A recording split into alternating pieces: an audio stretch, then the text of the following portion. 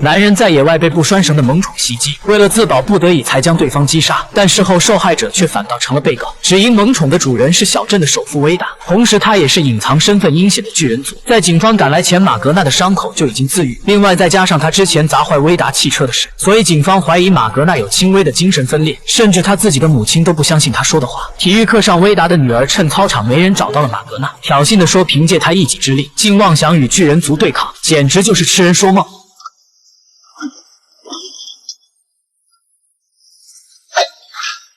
就在他准备要放弃的时候，伊索的父亲送来女儿遇害时留下的水样，于是马格纳让学校的老师帮忙化验，如今只要拿到结果，就可以揭露于途工业污染水源的事。可第二天，马格纳就被叫到了校长办公室。当他看到自己的母亲和准备要化验的水样出现在校长手中，马格纳就明白了一切。他的母亲为了保住自己在于途的工作，竟将水样的事通知给了威达，因此马格纳也被记了大过，手机和电脑也被暂时没收。离开时，他遇到了帮忙化验的老师，正如他预料的那样，水质果真有问题。但屡次失败，他早已没有了斗志。可一次意外竟让他解开了伊索的手机，相册里有于途工业存放核废水的地点。当初伊索就是发现了这个才被灭口。很快他就找到了手机的拍摄地点，眼前的场面令马格纳惊掉下来，那是满满的一山洞的核废水。随后他便带着警察再次返回山洞，可于途的老板威达早已在这里等候多时，很明显警局里也有他的眼线。果不其然，刚才所有的核废水都已经消失不见，空荡荡的山洞里都出现了回声。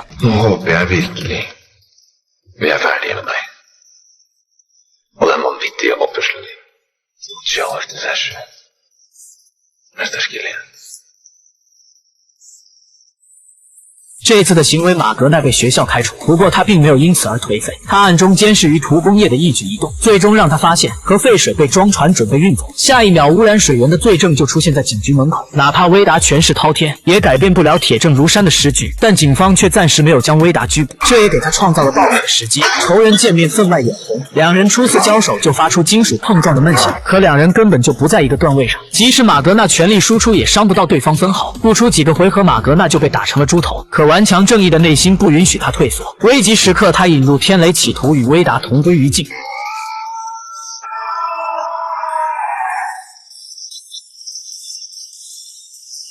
曾经赋予马格纳力量的先知老人将整个过程尽收眼底，他相信自己的眼光绝对不会看错人。